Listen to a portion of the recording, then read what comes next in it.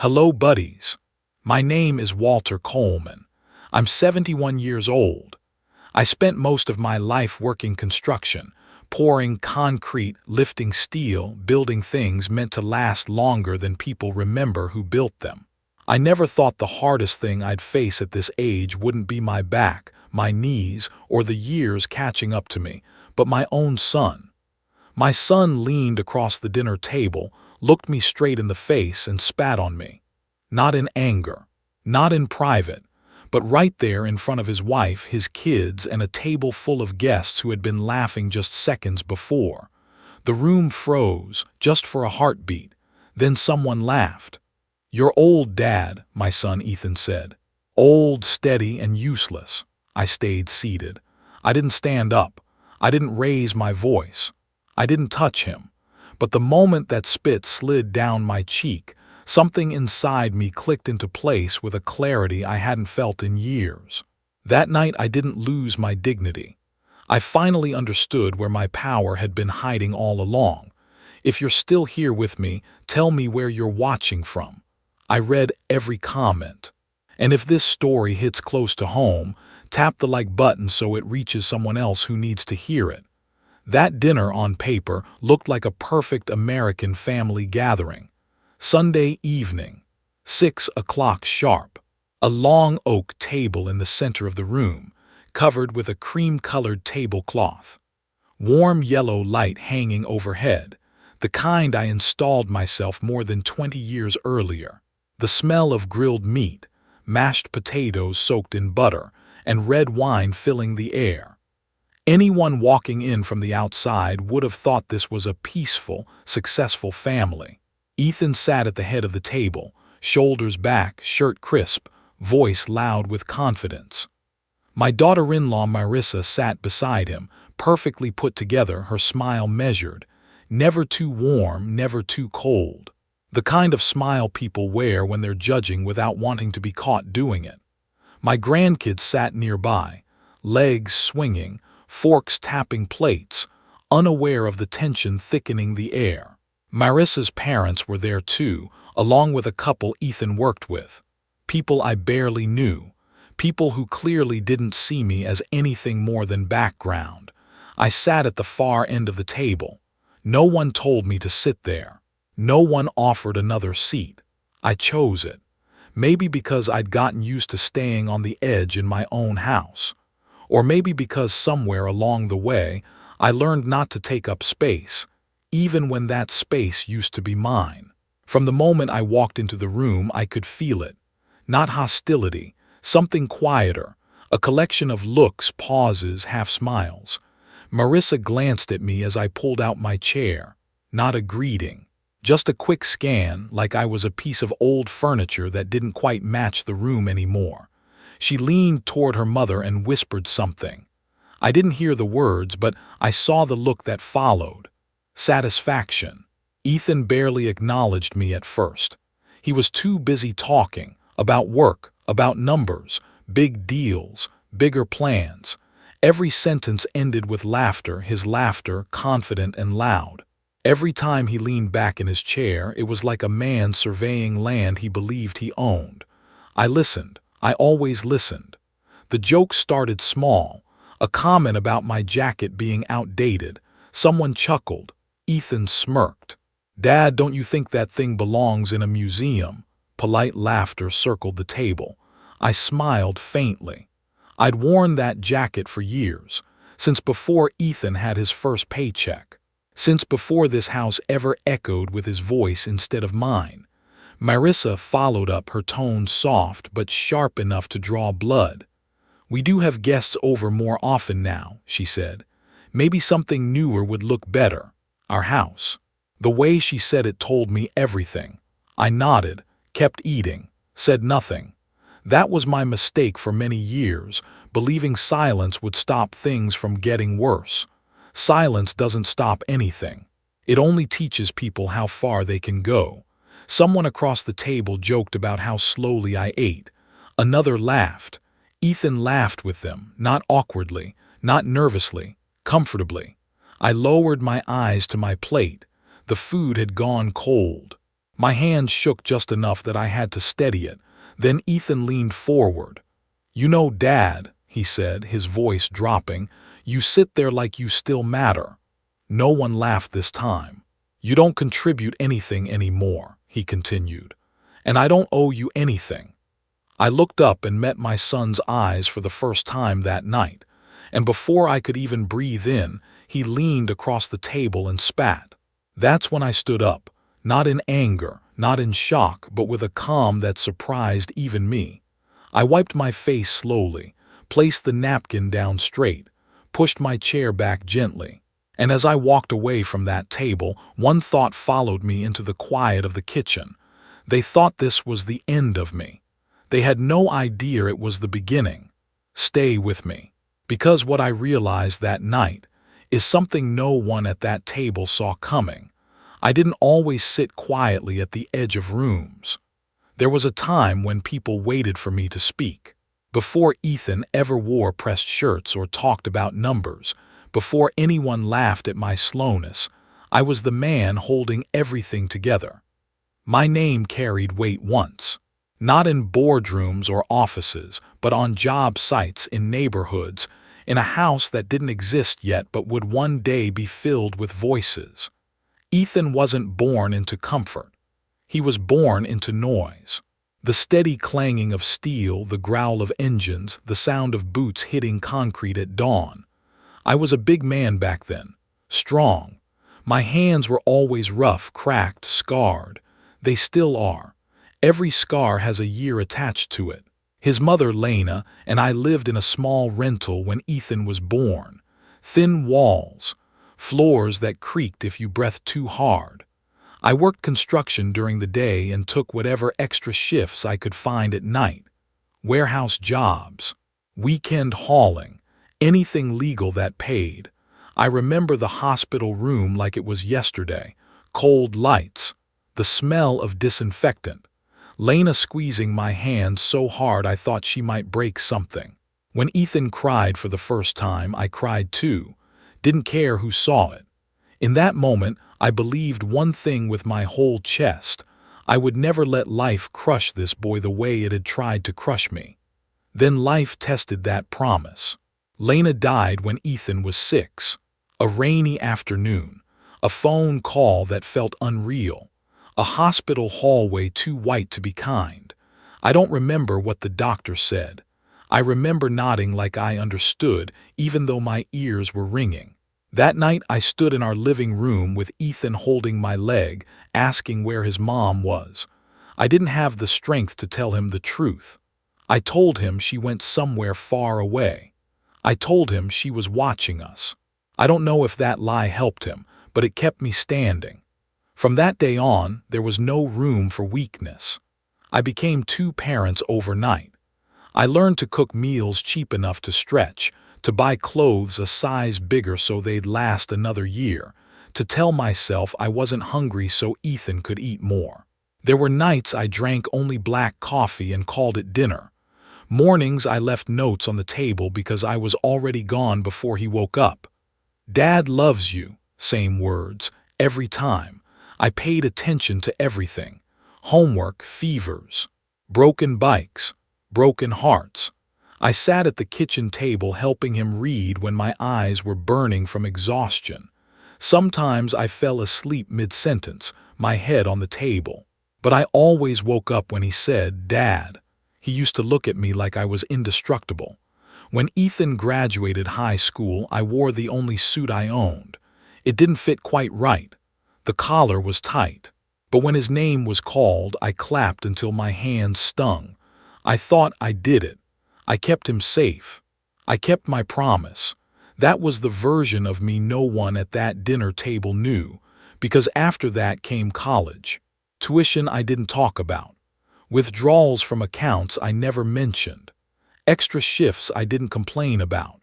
When Ethan called in panic because his car broke down late at night, I drove an hour through rain without hesitation. "Good thing you came, Dad," he said. "I always came." What Ethan never knew was that I kept everything organized. Every document, every account, every signature. Not because I didn't trust him, but because I trusted myself to be careful. That was my nature. Build solid, double check, leave no loose ends. Back then, those details didn't feel important. They were just habits of a working man who'd learned the hard way that life can change fast. If you've ever given everything to someone you love and believed it would naturally be understood, you know what comes next isn't always gratitude. And if you're still listening, stay with me. Because the man Ethan laughed at didn't disappear over time. He was buried under years of silence. And silence can hide more than people realize. Respect doesn't vanish overnight. It erodes, quietly, one small moment at a time. After Ethan got married to Marissa, I told myself that change was normal. A man builds his own family. Priorities shift. That's what I believed, because believing anything else felt like admitting I was being pushed aside. At first, things were polite. Calls every few days, short visits, careful conversations. I chose my words slowly, afraid of sounding intrusive. I wanted Ethan to feel independent, like he didn't still need his father hovering over his shoulder. Then came the house. They wanted stability. That's how Marissa put it. Something permanent, she said. I remember standing in the yard of that place, dirt under my boots, Ethan talking about future renovations, kids running through hallways that hadn't been built yet. I helped with the down payment. I didn't hesitate. I didn't negotiate. I didn't ask for anything in return. Ethan hugged me quick and light, like it was a formality. From that day on, something shifted. Ethan stopped asking for advice and started announcing decisions. Renovations happened without my input. Contractors showed up one morning, and I realized I hadn't even been told the walls would be repainted. Furniture I'd bought years earlier disappeared, replaced by things that looked new or colder. Whenever I asked, Ethan waved it off. "It's just easier this way, Dad." Marissa had her own way of saying things. Soft words, polite tone, sharp meaning. "This place feels cramped with older stuff. The lighting could be better. Some smells linger in old houses." She never looked at me when she said it. She didn't have to. I noticed I'd started sitting in the same chair every day, careful not to move anything. I learned which cabinets were no longer mine to open, which opinions were no longer welcome, and still, I stayed quiet. The calls changed too. When Ethan called now, it wasn't to talk. It was to fix something. Insurance, repairs, a shortfall. I listened. I transferred money. I didn't ask questions. That's what fathers do, I told myself. Weeks went by without hearing from him. Then suddenly, a late-night call. Urgent. "Dad, I need help." And I helped. I didn't realize until much later that I had taught my son something dangerous. I had taught him that I would always step in, that I didn't need thanks, that I didn't need respect, that my role was to give and disappear. Here's the part no one at that dinner table understood. I never signed the house away, not out of suspicion, not out of strategy, out of habit, old working habits. The kind that keep things in your name until everything is truly settled. The kind you forget to mention because you don't think it matters. Ethan started calling it my house. Marissa said it without hesitation. Their friends said it too. I never corrected them. That silence felt harmless at the time, almost generous. But silence, when repeated long enough, doesn't just hide truth. It replaces it. If you've ever watched something slowly become not yours anymore without anyone officially taking it, you know how heavy that realization feels. And that night at the dinner table, when Ethan said I didn't matter anymore, I finally understood something I should have seen years earlier. He believed I had nothing left. He believed that because I had allowed him to believe it. And once that belief took root, everything else that followed became inevitable. That night after the dinner, I didn't sleep much. Not because I was angry, because something inside me had gone very quiet and very clear. The house settled the way it always did, Doors closed. Lights went out. Footsteps faded down the hallway. Laughter from earlier disappeared like it had never happened. I lay there staring at the ceiling, listening to the ticking of the wall clock I'd installed years ago, and for the first time, that sound didn't comfort me. It counted something else now. I realized I had spent decades believing silence was kindness, that if I endured long enough, respect would return on its own. But lying there in the dark, one truth rose above all the others. Silence had stopped being patience a long time ago. It had become permission. The next morning I moved through the house slowly, not sneaking, just unnoticed, the way I had grown used to being. Ethan and Marissa were still asleep. Their door closed, their world intact. I went into the small study at the end of the hallway, the room no one ever cared about, the room that still smelled like old paper and wood. I didn't rush. I didn't even sit down right away. I just stood there looking around, feeling the weight of years settle into my chest. Then I opened the drawer. Everything was still there, exactly where I'd left it. Deeds, agreements, old folders labeled in my handwriting. My name printed clearly, untouched, undisputed. I didn't feel triumph. I felt confirmation. They weren't lying to me. They simply didn't know. And that difference mattered more than they could ever imagine. I closed the drawer gently. No slamming. No shaking hands. I wasn't planning anything yet. Not revenge. Not confrontation. What I needed first was understanding. The full picture. Because men who act too fast act from emotion.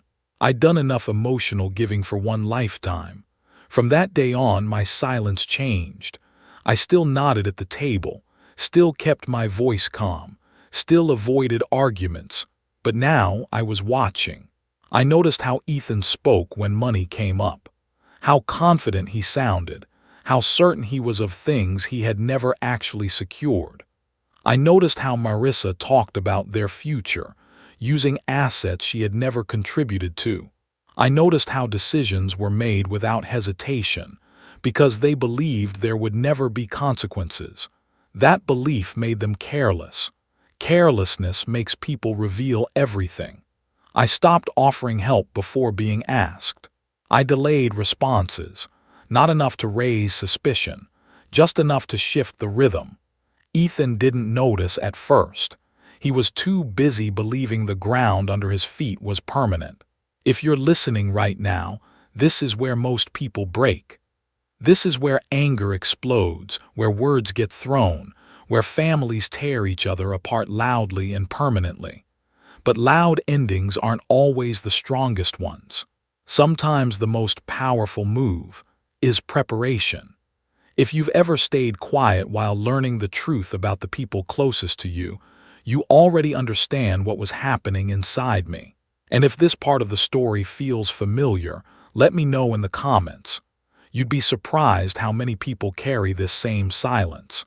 By the time Ethan realized something had changed, it was already too late. Because what he thought was weakness had become strategy, I didn't wake up one morning angry and decide to destroy my own family. That's not how it happened. What came next wasn't revenge. It was correction.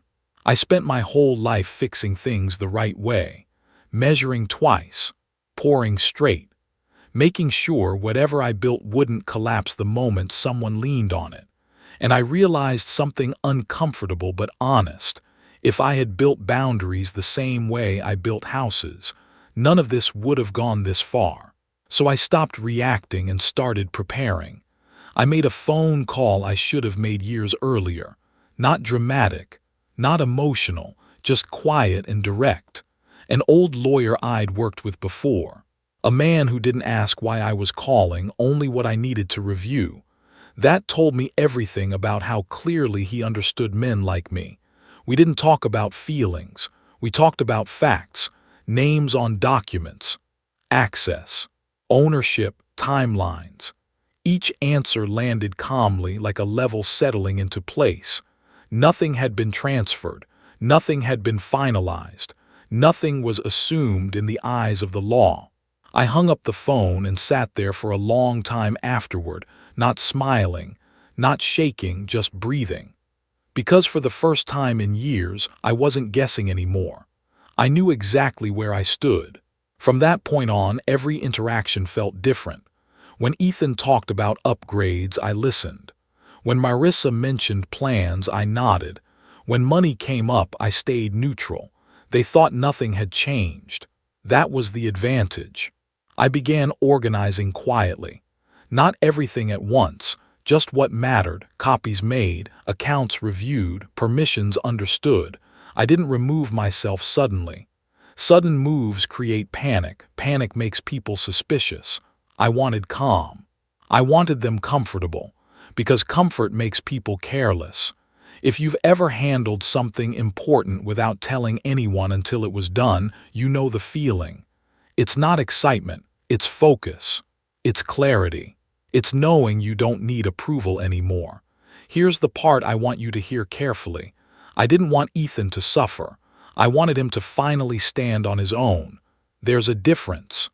Parents aren't meant to be permanent foundations. We're meant to help our children learn how to build their own.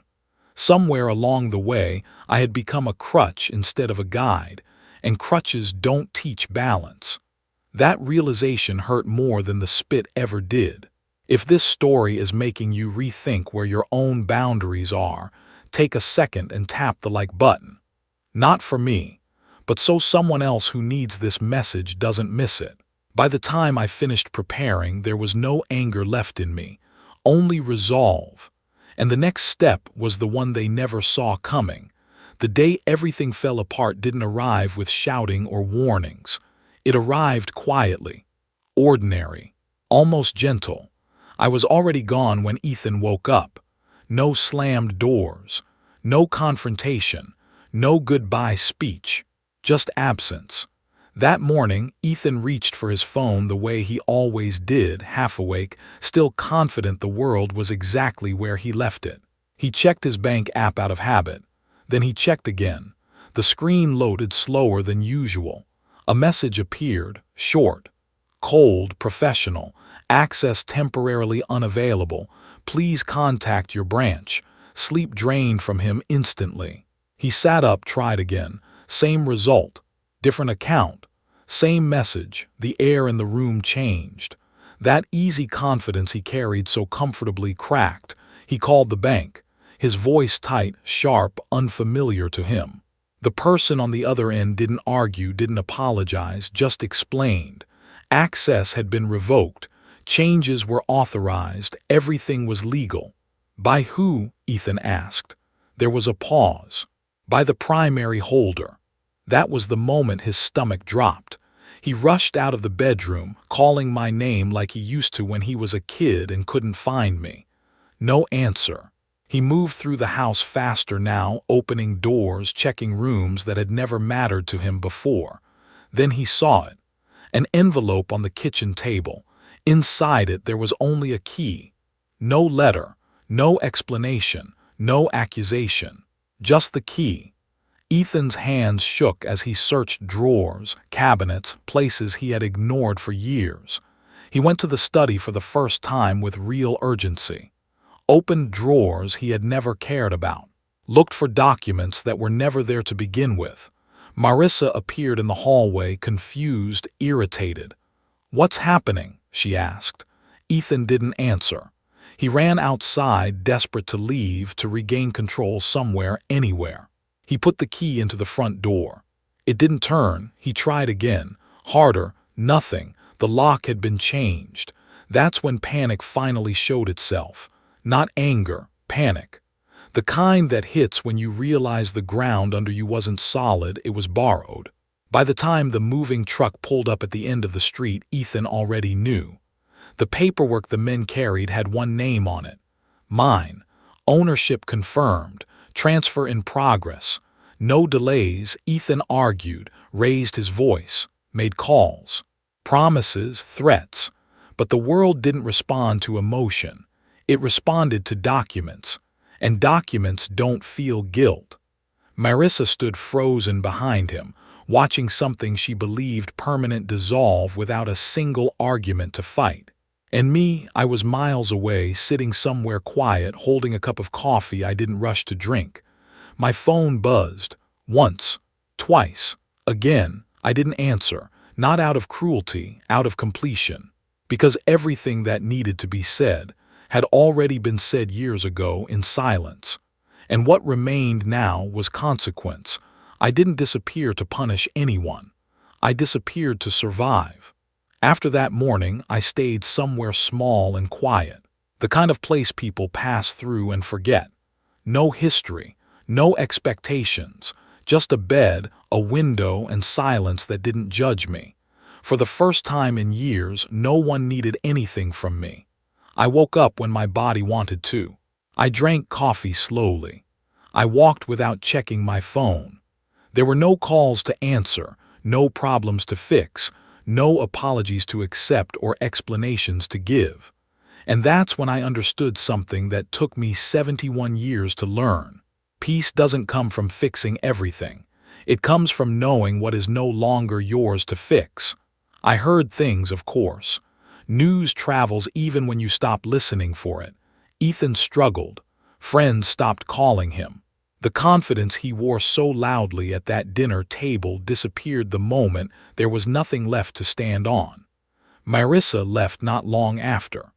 Turns out respect built on convenience doesn't survive consequences. People ask me if I felt guilty. I didn't.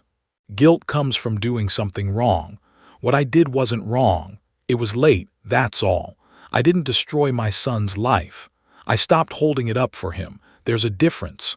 I spent years believing love meant enduring anything, staying silent, making myself smaller so others could feel bigger. But love without boundaries doesn't teach gratitude. It teaches entitlement. And entitlement grows until it spits in your face and laughs. Now, I live differently. I keep my world small, honest, quiet. I talk to people who listen. I walk near the water most mornings. I sit with my thoughts without drowning in them. I don't explain my past unless I want to. No one calls me useless here. No one looks past me at the table. No one mistakes my silence for weakness. If you've listened this far, I want to say something to you, not as advice, not as a lecture, just as a man who learned too late. Dignity isn't something others give you. It's something you stop handing away. If this story made you think about your own boundaries, your own silence, your own worth, let me know in the comments. I read them all. And if you believe stories like this matter, real stories, uncomfortable ones, tap subscribe so you don't miss the next one. Sometimes the bravest thing an old man can do is finally choose himself.